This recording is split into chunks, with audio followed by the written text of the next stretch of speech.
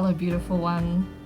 Welcome to another episode of the Relationship Smart Women podcast with me, Nicole Matheson.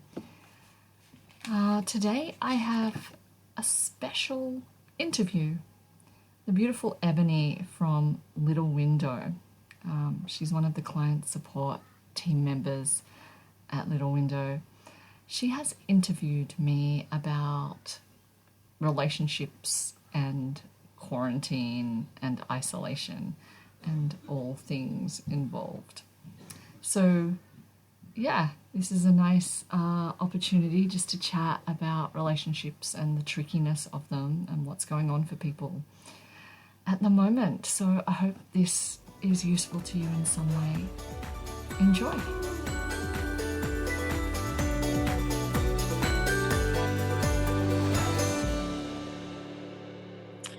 Nicole, thank you so much for joining me for a few questions around relationships and everything that is going on in the world at the moment. So,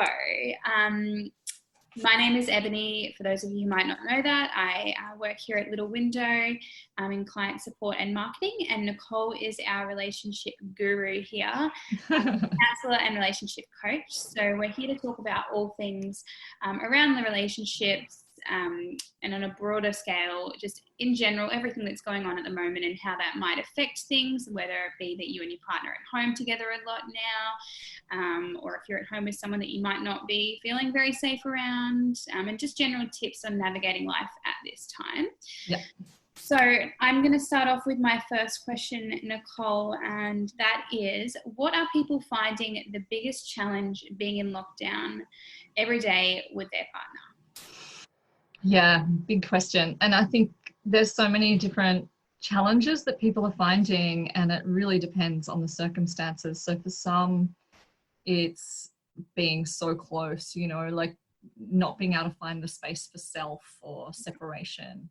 And that can throw up all kinds of challenges and having to a need to ask for space and boundaries, which can be troublesome.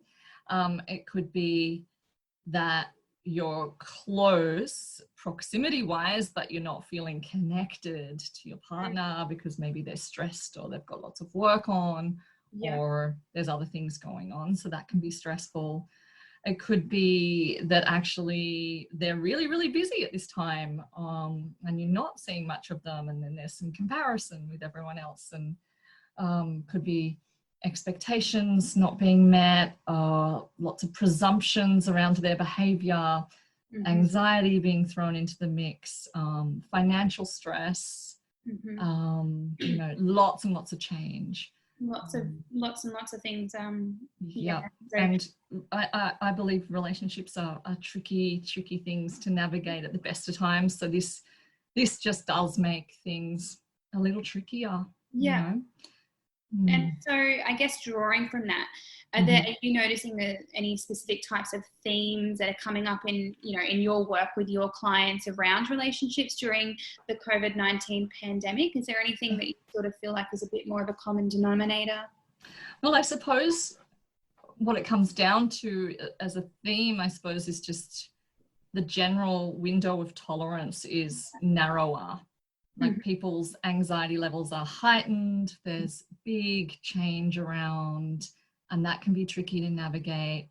So any problems that were kind of, I suppose, shielded and protected by normal everyday life and, the patterns and the schedules and the busyness of that are kind of thrown in our faces here. And so, I suppose it's just that it's the tolerance is lower and the issues are front and center.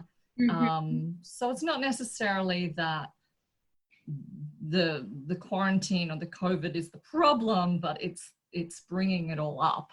Yeah. Okay. So it's sort of there. It's the base. Yeah. Yeah.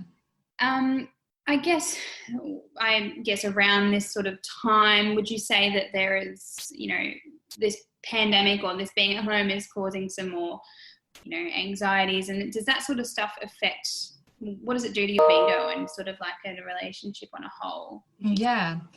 Well, I suppose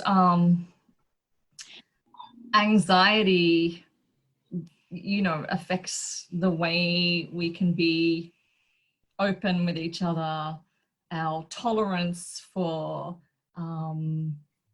being a bit more generous to our partners and putting up with some stuff and sweeping it under the carpet a bit. And so, any anxiety is going to make us a little bit snappier, a little bit, I suppose, needier for our attachment stuff.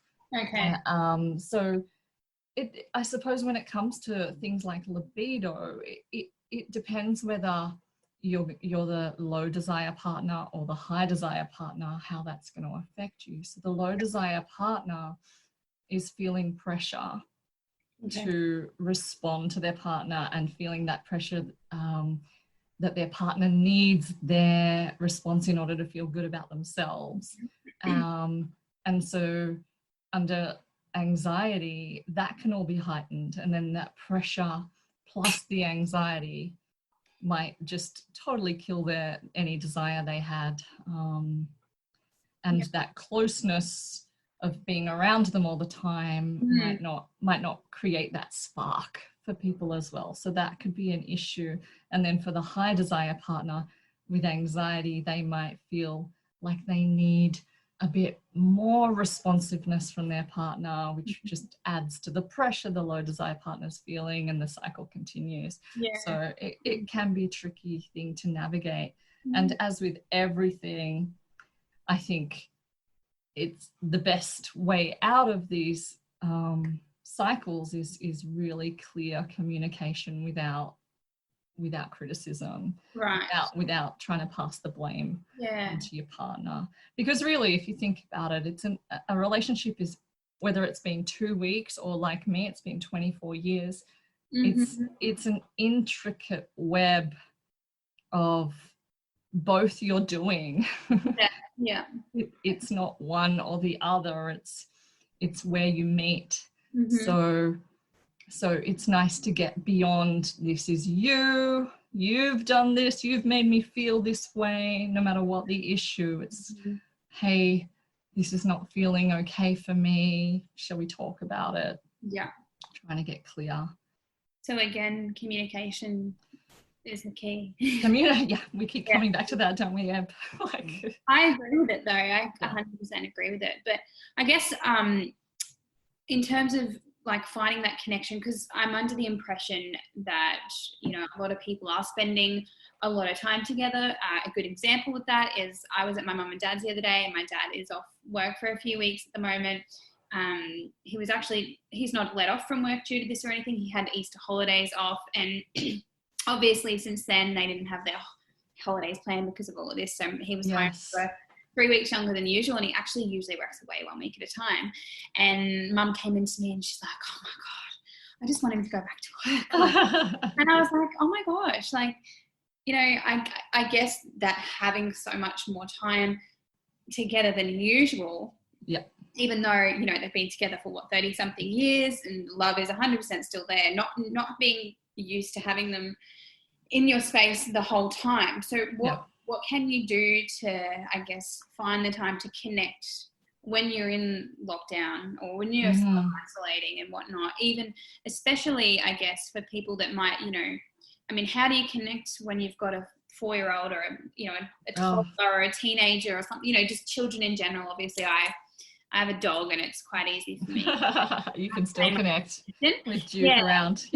So what would you sort of suggest, or any tips around navigating more time to try and connect with, with your partner, despite the fact that you've got your kid wanting all your attention as well? Oh my God. I mean, I'm lucky my kids are getting that little bit older so they can kind of entertain themselves a bit.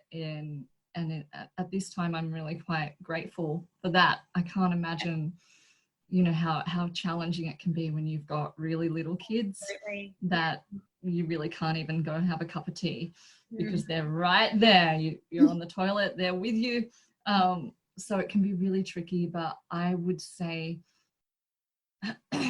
what's really nice as well about this opportunity is it's an opportunity. Like, you know, we can actually come out of this stronger if we do this wiser.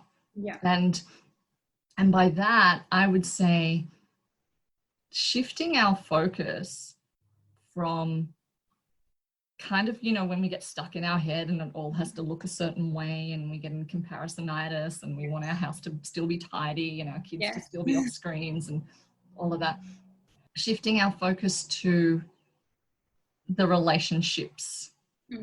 Okay, so what does this relationship need? What does the family relationship need? And what does my intimate relationship need? And quite possibly it could be just 10 minutes together without screens of an evening once the kids are in bed, or you know, actually not sweeping this issue under the rug, not presuming that they're thinking something just because they didn't text you or whatever it is. I think presumptions are a real danger. Yeah, okay. And so just checking in with each other and taking the time when you can. Like, you have to be opportunists, especially if the kids are little. You might even need to schedule or stick the telly on and go, okay, this is our 15 minutes, let's go. Yeah. But yes, tricky. Yeah, it sounds, I mean, I guess it would be different for everyone, but I do imagine it'd be hard with children right now. Especially. Absolutely. Yeah, we're feeling for you, all those parents out there. Definitely. Totally. Absolutely. And just in terms of, I guess, you know, being, you know, stuck at home with kids, what about those, and this is, I guess, something that's come up a little bit recently, is the concerns around people that might be in, you know, abusive or toxic relationships, and they are actually in a position where they're stuck, and they're not, you know, there's not really a way around that at the moment, because, you know, you might be having to spend a lot more time at home, and, you know, for some it might be a really safe haven, but for others maybe not so much, which is really awful. So what would you say happens, you know, if you are in that situation and you're in a bit more of a, you know, fragile, abusive sort of situation? How do you navigate when you're stuck in lockdown? Like, well, it's really, really tricky, and I feel for anyone who's in that position. And I suppose, you know, all you can do is just really try and keep yourself and your kids safe. However you can do that at the moment, you know, and you might need for that not to look quite as pretty and graceful or as idealized as what you might otherwise.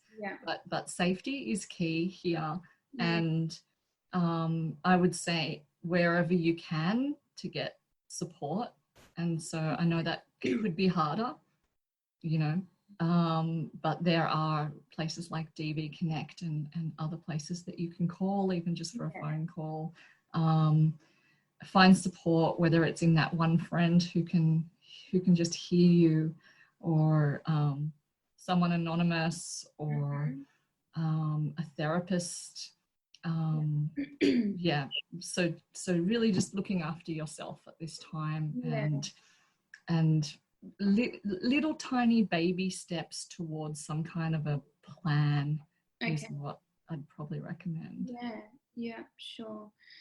And maybe going a little bit more the opposite way now, what about tips around navigating, you know, single life and, you know, dating during this time? I've got friends who are usually on, you know, the Tinder or the Bumble train and dating apps. I don't know any others because you're not dating. But I know that, you know, I've seen a lot of talk around this, you know, around that, you know, you can't really date. Or I have actually got a girlfriend of mine who had a FaceTime date the other day. Wow, that's so cute. Yeah, and she actually still went to the effort of, you know, sending, like, what should I wear? And I was like, where are you going? You can't actually do anything. She's like, we're having like a FaceTime date. And I was like, that's like a new way of life. Yeah, that's a quarantine special. I love it. do you have any, or have you been working with anyone, or tips around, Yeah, and the fact that it's probably the most like lonely and isolating time? absolutely. So I think I would recommend using this time to I mean, if you're really out there dating and you're not exclusive, to develop those relationships. This is an opportunity to get the chats going, to try a Zoom date, but to slow it right down, because so often dating goes too quickly. It's like, boom, we're having sex, boom, we've met each other's parents, we've moved in together, and oh my god, now it's not working. I think if we can slow it down, it can be a really beautiful thing. Like I haven't been in the dating world for 24 years, but when I first started dating my husband, he pretty swiftly got a job in Turkey, and I was living in the UK. So we had, and this was before email, before mobile phones, and there's no technology back then. It was a long time ago, right? And so we ended up writing love letters to each other for the first 6 months of our relationship, nearly. And it was a really, like, whoever does that, like, you wouldn't do it unless you're forced to, right? But it was actually a really beautiful time to develop, this other part of us that is a solid foundation to this day. And you keep them forever. I actually, when Jake was away last year with the army, letters was the only way we could contact during the week, because I only could talk to him when he got his phone on a Sunday. So now I've got this beautiful big pile at home of these letters we sent each other, and I put together a little book. And I actually think that I'm naturally quite an affectionate and emotional person, whereas that's who I am in the relationship. And Jake is a little bit more introverted, and maybe not as emotional. Like, some majority of guys can maybe be a bit less on the affectionate side. Very affectionate at home, but like in letters that he wrote, they were just so beautiful. And I was like, oh my God. And I'm so cringy. I like made this little book and put them all in there, like kept the envelopes and everything. And I was like, it's beautiful. I love it. I will keep them forever. I found it's actually kind of like I last year did that with the, being away and being isolated. But now I will keep them forever. And I actually think it was a really strengthening thing. Oh my God, I can just imagine you showing your grandkids that. I was like, I'm keeping these so I can tell the grandkids. Not that, acting like it was World War I, but no. It's beautiful. So yeah, that's my advice to people who are dating, like embrace the slow. Yeah. And there's no hurry. I don't care what your, inner voice says about the hurry, about, oh my God, but I'm getting old and blah, blah, blah. Well, I think that's the thing, because my girlfriend who I was talking about, who had the FaceTime date, turns out that guy was kind of not really, and it's a bit more of a playboy anyway, but her concern was, oh my God, when am I going to find my forever man? Mm-hmm. And I was like, why are you so rushed? Like, it's going to happen. But I think because she's got, in our friendship group, like 4 of them are married. Yeah. Long-term relationship, me. And then she's sort of like, where's mine? And it feels like a bit of a race kind of thing in her eyes. Whereas I'm just like, you just need to, like, it'll happen. Like, I look back on myself having total desperate panic attacks at the age of 22, Yeah, 22. Wow. And I know there's people out there going, yeah, but I'm 40. It's a bit different for me. And it's like, sure, but actually it's quality that matters here. Mm-hmm. And, whatever that cultural timeline is, chuck it out the window. Yeah. It's not yours. Yeah. It's someone else's. You do you. Yeah, there's too many expectations, I think. That's what it feels like anyway, because I definitely don't see the rush either. Yeah. We'll wait until you find something special. Totally. So what's I guess if you could give maybe, I don't know, your top tips for navigating through this time, whether it be in your relationship or in your single life, like what's your sort of go-to tips right now for just sort of navigating your way through this time, despite all the weird, crazy changes that we've had? Okay, here they are. And this is straight off the top of my head, Eb, Right. so let's see what happens.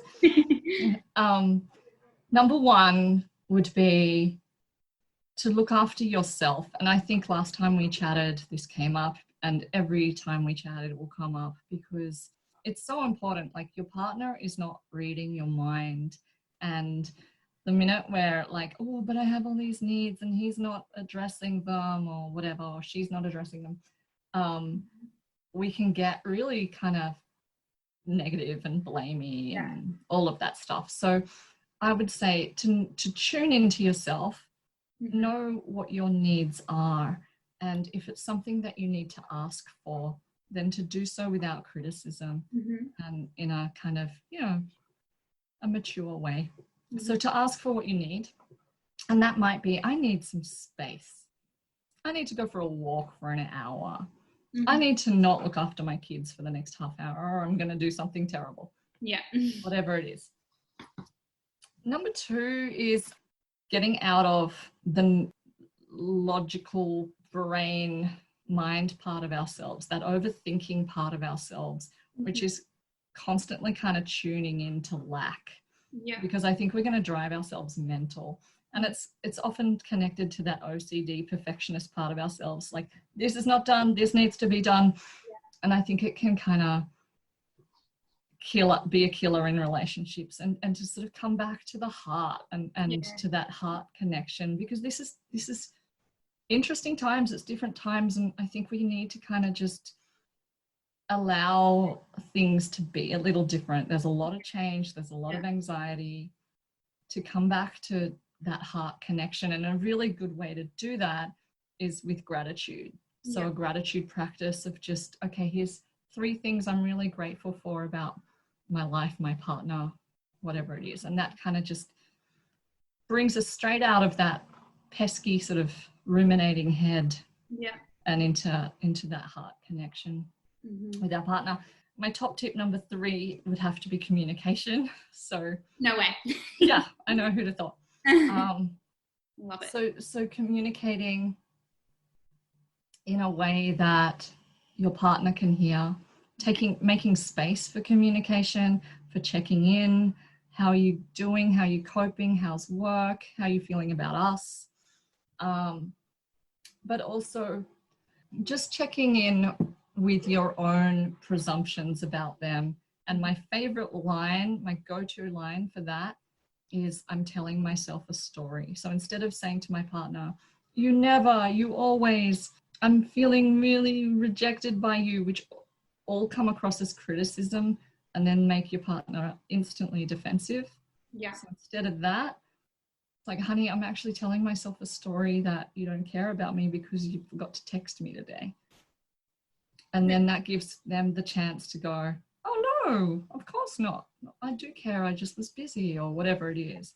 So it can just interrupt that rumination from going on for like 2 days, stewing you in negativity, which is a downward spiral. Absolutely. And give them the opportunity to just, negate your thinking. Yeah. And finally, what are you doing to keep yourself busy during this time?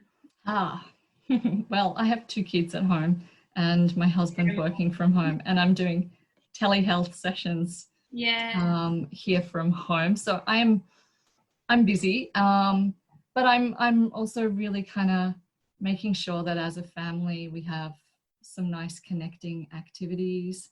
I'm about to go collect some firewood, and we're going to have a little campfire in the back garden with marshmallows tonight. That's and then also some special time with my husband, just lots of chats. One of the best things we've ever done is put a lock on our bedroom door. So that's one of my other top tips, especially for quarantine. When I first started dating Jake 8 years ago now, I was still living at home because I was in grade 12, and I had a lock on my door, and my dad actually took the door handle off my door, and his reasoning for it. And so I confronted him. I was like, why is my door handle not on my door? And he's like, oh no, it's just if there was ever to be like a house fire, I'd hate for you not to be able to get out. And I was like, you've taken one doorknob off in the house, like, and it was just the most, like, I just fully caught him off guard. And I was like, you literally just don't want me to be able to close my door. Yeah. I'll never forget pretty that. much. I'll never forget that, because I'm like, why? Like, but now I'm obviously a grown adult, and I'm all for, like, locking the door. Like, how do you get space if you don't do that? Yeah, I know a lot of couples say to me, oh, you know, our sex life hasn't been the same since we have kids, because you never know when they're going to burst in. Even if they're fast asleep at night, you just can't relax into it. Yeah. Lock the door. Lock on the door. And then people are like, no, but I feel bad for locking my children out. It's like, no, I think the kids, you know, you can talk to them, go, we need our special space for us to be strong. And yeah, of course. Kids understand it. Communication. Start young. No, that's great. Well, thank you so much for taking the time out of, you know, being at home on your day off as well. To be My absolute pleasure. Really, really great questions. And I know so many people have had these questions flowing through, so it'll be really great to share. Yay, can't wait. Thanks, Eb. It's been fun. Yes, it has been. Thank you, Nicole.